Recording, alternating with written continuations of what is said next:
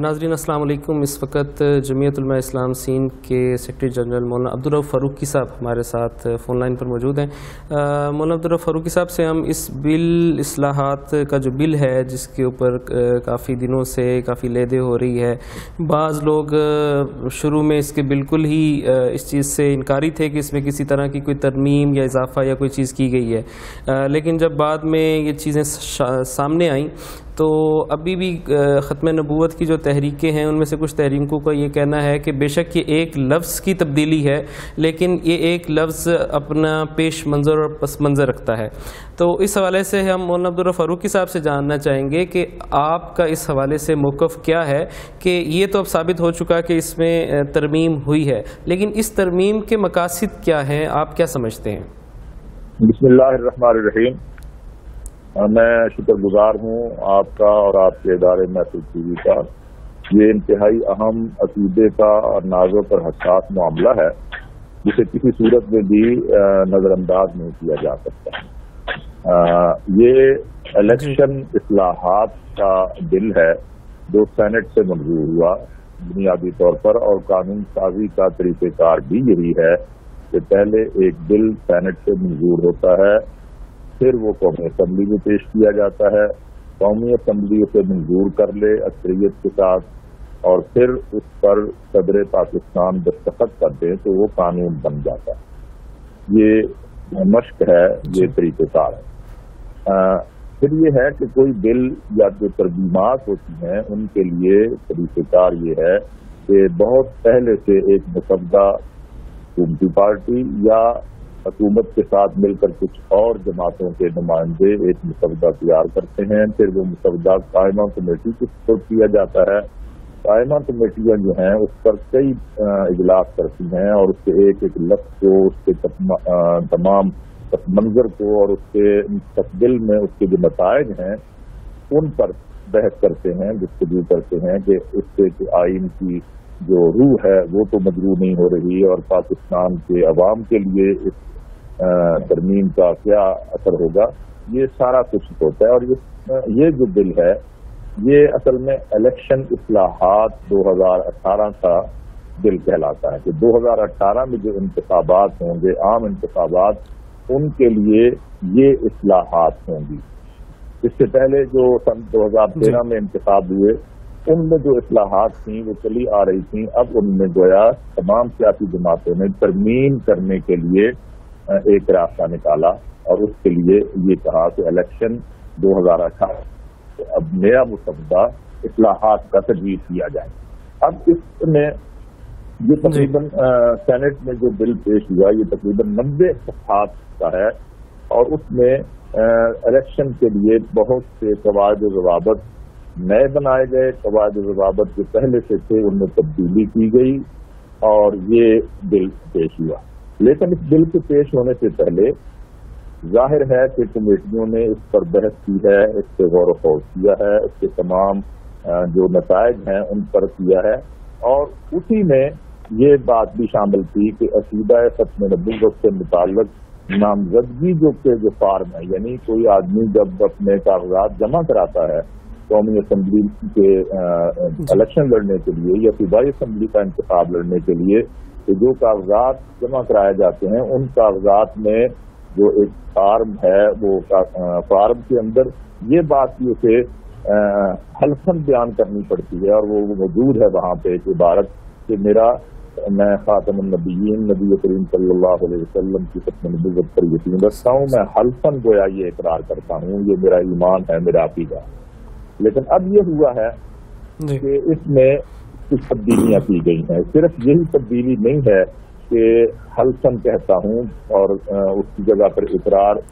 کے الفاظ شامل کیے گئے ہیں، بلکہ آگے بھی کچھ 2-3 الفاظ ایسے ہیں کہ جنہیں تبدیل کر کے اس حلف نامے کی پوری روح جو ہے اس کو ختم کر دیا گیا، کیونکہ اس کی روح تو یہ ہے، اس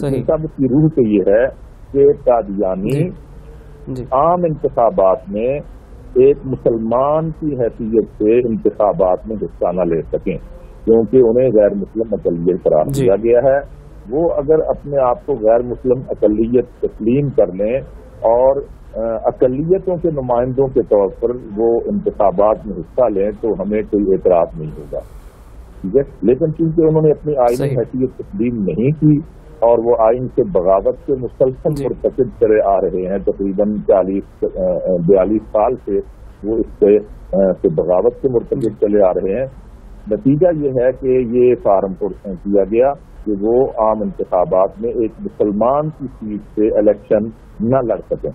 اب صورتحال یہ ہے کہ یہ جو تبدیلی 2-4 لفظوں کی جس کو کہا جا رہا ہے، یہ اس تبدیلی سے اب ان کے لیے راستہ کھل گیا، کیونکہ وہ حلفاً بات نہیں کر رہے. ایک عام سی سادہ سی تحریر ہے اور اس میں وہ بعد میں اس کا انکار بھی کر سکتے ہیں. جب وہ خدا نخواستہ ایک قادیانی مسلمانوں کی سیٹ پر منتخب ہو جاتا ہے اور اس کے خلاف پٹیشن جاتی ہے کہ یہ تو قادیانی تھا، تو وہ کہتا ہے جی کہ میں تو ٹھیک ہے میں قادیانی ہوں، لیکن اس کو پھر اس حلف یہ جو عبارت ہے اس کی بنیاد پر نااہل نہیں قرار دیا جا سکتا کہ یہ صادق اور امین نہیں رہا، اس لیے اب اس کو نااہل قرار دیا جائے. اس کی یہ جو ممبرشپ ہے قومی اسمبلی کی وہ چلتی رہتی ہے. یہ گویا قادیانیوں کے لیے راستہ ہموار کیا گیا ہے، اور قادیانیوں کو قادیانی رہتے ہوئے ہی مسلمانوں کی سیٹوں پر، مسلمانوں کی نشستوں پر ایک مسلمان کی حیثیت سے قومی اسمبلی میں جانے کے لیے راستہ دیا گیا ہے. ہم یہ سمجھتے ہیں، اور کل حضرت مولانا سمیع الحق صاحب کے ساتھ بھی میری مشاورت ہوئی وہاں پشاور میں، اور دوسری جماعت کے دوسرے ساتھیوں کے ساتھ بھی، اور بلکہ اس کے علاوہ میں نے ہی الحمدللہ سب سے پہلے توجہ دلائی ہے عبداللطیف چیمہ صاحب کو اور عزیز الرحمان ثانی صاحب کو اور دوسرے حضرات کو کہ یہ مسئلہ ہو رہا ہے. آپ فوری طور پر جو ہے وہ ویب سائٹ سے، یہ جو سینٹ کی ویب سائٹ ہے اس سے اس بل کا مسودہ نکالیں اور اس کو پڑھیں. تو یہ سب سے پہلے میں نے ہی مسلسل انتخاب. تو بہرحال میں یہ سمجھتا ہوں کہ جو کچھ بھی ہوا ہے وہ انتہائی خطرناک ہے، اس کے نتائج انتہائی خطرناک ہوں گے، اور اس کے نتائج اس ملک میں فرقہ وارانہ جو کشیدگی ہے اس کو بڑھانے اور اس ملک کے بحرانوں میں اضافہ کرنے اور اس ملک کو غیر مستحکم کرنے کی طرف لے جائیں گے. ہم اس صورت اچھا حضرت یہاں پہ سوال یہ ہے کہ یہ بنیادی طور پر میرا سوال جو ہے وہ یہ ہے کہ کیا یہ حکومتی چلاکی اس کو کہیں یا پارلیمنٹ میں بیٹھی اور سینٹ میں بیٹھے ہوئے عوامی نمائندگوں کی سادگی اس کو کہیں کہ انہوں نے اس کے حق میں ووٹ بھی دے دیا اور ان کو پتہ بھی نہیں. میں اس سلسلے میں یہ کہنا چاہوں گا کہ اللہ تبارک و تعالیٰ معاف فرمائے، کسی پر بدگمانی نہیں کرنی چاہیے. ایک تو یہ ہے کہ حکومتی حلقوں کی تو بہرحال چالاکی اور ہیرا پھیری ہے، تو یہ جو پارلیمانی جو نظام ہے اس میں 2-3 لفظوں کے ساتھ ہی پورے جو بل ہوتے ہیں، جو پوری تحریکیں ہوتی ہیں، ان سب کو سبوتاژ کر دیتے ہیں. لیکن اس کے ساتھ یہ کسی کو دینا سہولت کا راستہ کہ ان کو پتہ ہی نہیں چلا، ایسا نہیں ہے. ہر پارلیمانی پارٹی کا کوئی نہ کوئی نمائندہ اس کمیٹی میں شامل ہوتا ہے جو اس مسودے کو حتمی شکل دیتے ہیں. صحیح. ہلو صحیح. اچھا حضرت یہاں پر ایک بات یہ بھی ہے کہ خود مسلم لیگ نون کے بہت سارے لوگ اس چیز کے خلاف بات کرتے ہوئے نظر آ رہے ہیں. تو معلوم یہ ہو رہا ہے کہ ان کو بھی اس طرح سے نہیں بتایا گیا، اس خاص کر اس جو تحریر ہے اس میں رد و بدل کے حوالے سے. تو آپ کیا سمجھتے ہیں کہ اس کے پیچھے بنیادی طور پر کون لوگ ہیں جنہوں نے یہ سب کچھ کیا، اور کیا یہ انہوں نے جان بوجھ کر ایک ٹیسٹ کیس رکھا یا یہ کیسے ہوا؟ آپ کیا سمجھتے ہیں؟ عبدالمتین صاحب، ہوتا یہی ہے کہ جو اکثریت پارٹی ہوتی ہیں جن کے نمائندے 20 اور 50 اور 100 کے برابر ہوتے ہیں، ان نمائندوں کو کچھ پتہ نہیں ہوتا کہ ہماری جو پارٹی ہے اس کے اہم ذمہ دار لوگ ترمیم کے لیے اور قانون سازی کے لیے کیا کچھ کر رہے ہیں. وہ تو جاتے ہیں اور وہاں جا کر بیٹھتے ہیں، اپنا TADA اور اپنی تنخواہ کرتے ہیں، اور جب کوئی ان کی پارٹی کہتی ہے ابھی اس کے حق میں ووٹ دینا ہے تو وہ ووٹ دیتے ہیں. ان کو تفصیلات کا علم نہیں ہوتا. لیکن جو چھوٹی پارٹیاں ہوتی ہیں اور ان کا ایک نمائندہ کمیٹیوں میں شامل ہوتا ہے جو ان بلوں اور ان تحریکوں کو آخری شکل دیتی ہیں، ان کو یہ نہیں دیا جا سکتی، رعایت نہیں دی جا سکتی کہ انہیں معلوم نہیں ہے. ٹھیک ہے. بڑی پارٹی کے جو اکثریتی نمائندے ہیں ان کو تو کچھ پتہ نہیں ہوتا. ان کے بڑے اہم لوگ اور وزیر قانون کو معلوم ہے، اسی طرح جو کائنہ کمیٹی میں لوگ شامل تھے ان کو معلوم ہے. چھوٹی جماعتوں کو یہ رعایت نہیں دی جا سکتی. چھوٹی جماعتوں کو یہ معلوم ہوتا ہے, وہ آپس میں مشاورت کرتے ہیں, اور ان کا جو نمائندہ اس کمیٹی میں ہوتا ہے وہ نمائندہ اپنی جماعت کو آگاہ کرتا ہے کہ یہ ہو گیا ہے اور یہ ہو رہا ہے اور ہم یہ کر رہے ہیں. لہٰذا میں سمجھتا ہوں کہ سینٹ میں بھی دیکھیں نا ایک افراتفری مچی رہی گی کہ ایم کے ایم نے بھی ووٹ دے دیا ہے, اور دو ممبروں نے پی ٹی آئی کے. اس کا مطلب کہ یہ ایک منصوبہ بندی تھی, یہ ایک بارگیننگ تھی, یہ ایک لین دین تھا, جس کی بنیاد پر سینٹ میں اکثریت نہ ہونے کے باوجود مسلم لیگ نون نے یہ بل پاس کروا لیا. تو یہ ایک بارگیننگ ہے اندرون خانہ. اسی طرح قومی اسمبلی میں بھی میں یہ سمجھتا ہوں کہ نون لیگ کے لوگوں کے علاوہ جن لوگوں نے خاص طور پر مذہبی جماعتوں کے جن لوگوں نے ووٹ کیا ہے اس تحریک کے ساتھ, انہیں یا تو تسلیم کرنا چاہیے کہ ہم نااہل ہیں, ہمیں معلوم ہی نہیں ہے کہ آج جو بل پیش ہو رہا ہے اس سے کیا مالہ و معالے ہیں, اور ہم جاتے ہیں اور وہاں جا کر بیٹھ کر ہاتھ کھڑا کر دیتے ہیں, اور یا یہ وہ تسلیم کریں کہ ہمیں معلوم تھا اور ہم نے جو ہے وہ اس کو کوئی اہمیت نہیں دی, اور ہم یہ. تو میں اب سمجھتا ہوں کہ جو لوگ معذرت خانہ انداز اختیار کر رہے ہیں یا اس کی تعویلات کر رہے ہیں, ان کے پاس تعویلات کا کوئی بھی جواز نہیں ہے, اور انہیں باقاعدہ ہماری جو جماعتیں ہیں ملک میں مذہبی جماعتیں, انہیں وہ فہرست لینی چاہیے قومی اسمبلی کے ریکارڈ سے کہ کس رکن نے ووٹ دیا ہے اس بل کو پاس کرانے کے حق میں, اور ان کا محاسبہ کیا جانا چاہیے. بالکل ٹھیک ہے. اور کیا اخلاقی طور پر یہ ذمہ داری ان جماعتوں کی, خصوصاً مذہبی جماعتوں کی نہیں بنتی جنہوں نے جانے یا انجانے میں ووٹ دے دیا اور وہ مسلم لیگ نون کے ساتھ اتحادی کے طور پر ہیں, اور اس چالاکی کے بعد کیا اخلاقی طور پر ان کو مسلم لیگ نون سے الگ نہیں ہو جانا چاہیے؟ اگر تو وہ یہ کہتے ہیں کہ ہمیں معلوم ہی نہیں ہوا اور ہمارے ساتھ مسلم لیگ نون نے چالاکی کی ہے, تو پھر انہیں ان کے اتحادی ہونے سے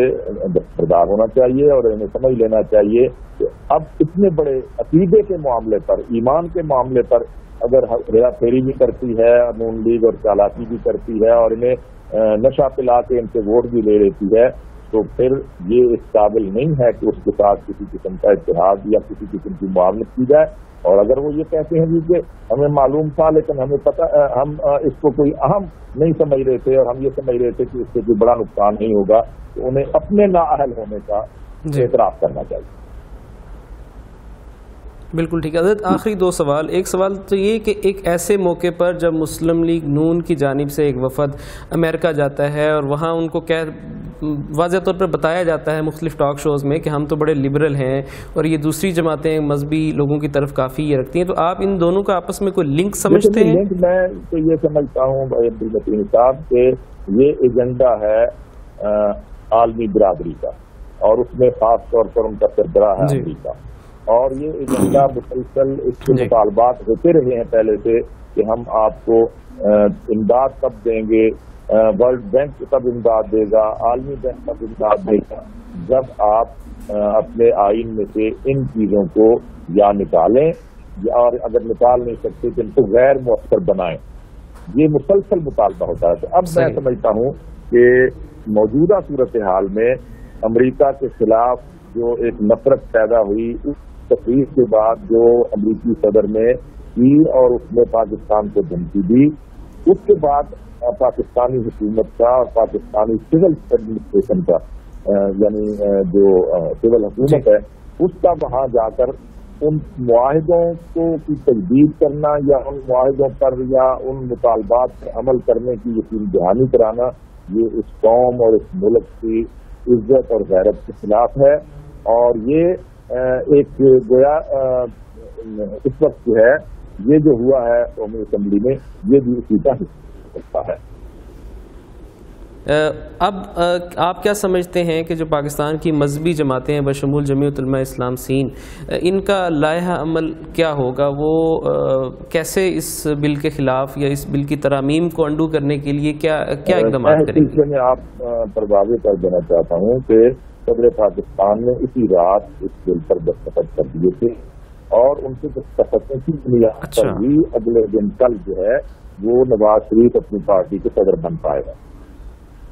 ٹھیک ہے, یہ किसी एक शिप पर दस्तखत नहीं होते, पूरे बिल पर दस्तखत होते हैं। ठीक है, ये जो कल वो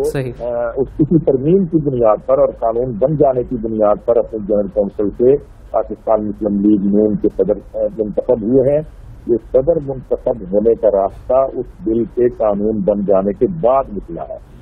और मैं समझता हूँ कि इस वजाहत को अगर किसी के ज़हन में इश्तिबाह हो तो उसे करना चाहिए, लेकिन मुझे कोई इश्तिबाह नहीं है। ये बात वाज़ेह हो चुकी है कि उसी रात ये बिल मंजूर हुआ है,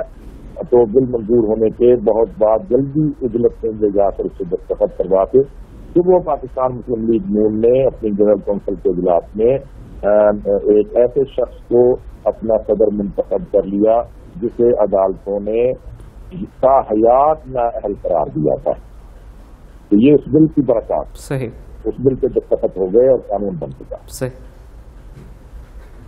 बिल्कुल ठीक है। और दूसरे सवाल का जवाब कि आपकी जमात और दीगर जो मजहबी जमातें हैं इस हवाले से आपस में राब्ते में हैं, उन्होंने क्या लाया अमल इसके लिए सोचा है? मैं खुद सबसे पहले, जैसे मैंने अर्ज किया, तो मैं सबसे पहले मैंने खुद राब्ते किए और सबको